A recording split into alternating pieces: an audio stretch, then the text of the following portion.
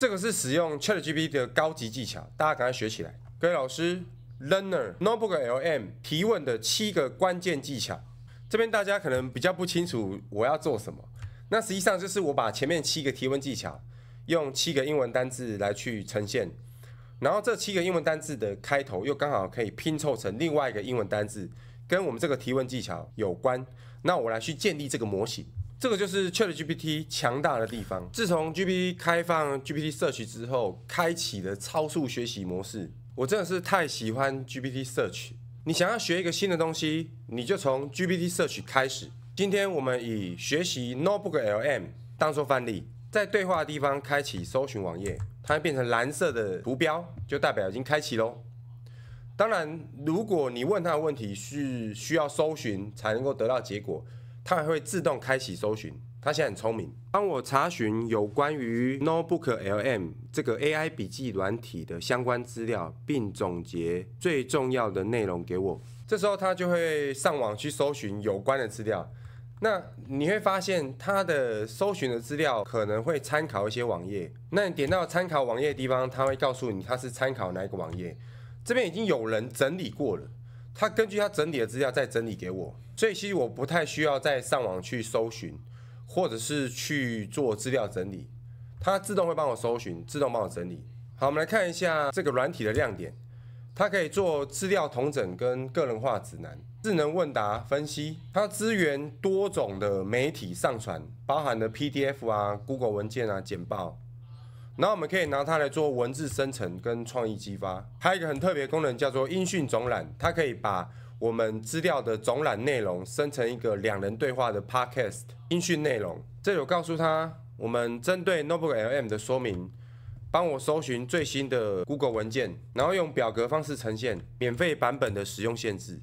我觉得 GPT Search 最好的方式就是你可以边搜寻边做整理，整个网路就是我的资料库啊。好，这边可以看到它的资料来源就是 Google 官方提供的文件，所以我可以指定它搜寻的来源是 Google 官方。如果你没有指定的话，它会自动搜寻网络上比较热门的资料。这边我用表格方式去做呈现，每个来源最多50万字，然后答案大小200 MB， 每个笔记本最多50个来源。支援的答案类型的话，就是一般我们常见的答案类型，连 YouTube 影片都可以上传哦。这边提到很重要一点，2024年9月起，支援内容只有图片的 PDF， 意思是说它已经可以辨识 PDF 里面的图片了吗？ YouTube 影片的话，必须要是公开影片，它会抓有字幕的影片为主，没有字幕你可以试试看，原则上我建议有字幕会比较好。接下来，如果你对于其他的相关资料有疑问的话，直接问 GPT Search 就可以了。我就问他说，免费版本的笔记本上限是多少？它根据官方文件就可以给出答案。像这里话，第一个答案，每个使用者最多可以建立100个笔记本，你一个账号就是100个笔记本。接下来，如果你有其他问题的话，比如说我想问他，针对上传档案的限制，请详细说明，用表格的方式呈现。所以这是我想要知道，我就问他。记得这边要打开 GPT Search， 它一样参考的是 Google 官方文件整理给我。如果你想要针对某个你想要知道的资料，你就尽管跟 GPT Search 提问，它会帮你从参考资料来源面去抓取出来，整理给你。我想要知道的是教学上的应用，我就问他哪一些应用是最常用的。所以你看哦，他就告诉我常用的场景是哪些，里面有很多的参考资料。那这些参考资料都是大家常常会去搜寻跟参考的网页，那他就直接整理给我了。包含了学术研究跟资料整理，这是它最擅长的功能。再我们可以将课程内容丢给 Notebook LM 来协作，或者是生成我需要的教材。那也可以当作是学生自学跟复习的工具。再来，也可以当作是多媒体学习的辅助，因为它支援上传 YouTube 影片跟音讯档案嘛。那也可以转换成 Podcast 对话，所以它可以将文字转语音，然后我们再将语音转影片。就可以做多媒体的学习教材、协作与知识分享，我觉得这东西也很好用。那之后我也会做相关的应用影片分享给大家。现在我搜寻了很多的资料，在这个对话里面 ，ChatGPT 已经拥有这些资料了。刚刚都是搜索嘛，接下来最重要的是搜索完这些资料之后，我要它生成根据上述这些资料的内容给我。这边特别注意哦，你在这里就不要打开网页搜寻哦，因为接下来我要请 GPT 去根据上述的资料来去生成提问方法跟技巧建议，这边就要用到 GPT 本身的智慧，而不是靠网络搜寻。在我们超速学习里面，这个地方非常重要，你一定要先搜寻之后，然后再去生成，在同一个对话里面。接下来就是见证奇迹的时候了。所以你看哦，它这里是由 GPT 根据我刚刚搜寻的结果去给我的建议。你在搜寻之后，它给的建议会非常的符合你的需求。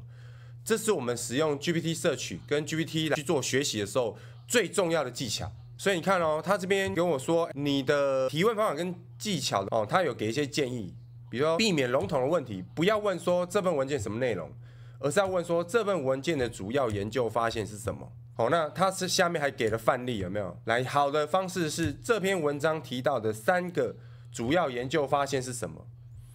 不要只是跟他讲说，请解释这篇文章。再来，他这边提到的技巧是逐步深入，先问总结问题，再深入探究细节。所以先问他说，总结是什么？然后提到的核心概念是什么？你再根据他提到的核心概念，再去追问详细的细节。再来，基于资料的上下文，我们要围绕已上传的来源资料，确保系统能够直接从中提供准确的回复。所以我们可以这样子哦，基于第2章的内容总结作者的观点。那这一段资料提到的关键词有哪些？再来产出方面呢，我们在询问的时候啊，像这样生成一个学习时间轴，或者是列出文件中与数位学习相关的3个案例。所以这边的话，请生成，请列出，我们很明确，然后告诉他是几个。所以在产出的时候，它产出的结果才会比较符合你的需求。多角度提问，我觉得这个东西太赞了。比如说研究背景是什么，然后这个发现对教学有什么启示，怎么样将这些概念应用在课堂的教学。我觉得多角度提问是大家都要去学习的。包含我也常常会问一个问题，有什么意想不到的观点？